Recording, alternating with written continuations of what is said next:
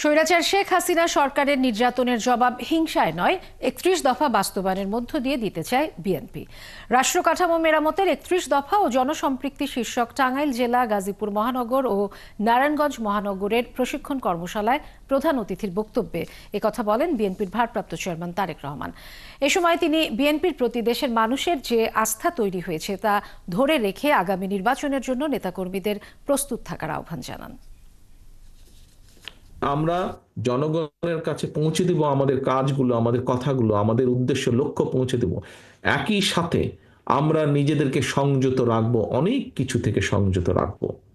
যেই কাজগুলো থেকে নিজেদেরকে সংযত রাখলে এবং আমাদের সহকর্মীদেরকে বাধ্য করব সংযত থাকতে, যেই কাজগুলো থেকে নিজেদেরকে সংযত রাখলে মানুষের আস্থা আমাদের উপরে বৃদ্ধি পাবে, মানুষের বিশ্বাস আমাদের উপরে বৃদ্ধি পাবে, আমাদের সুনাম বৃদ্ধি পাবে, আমরা সেই কাজগুলো থেকে নিজেদেরকে সংযত রাখবো। মানুষ যা চায় না।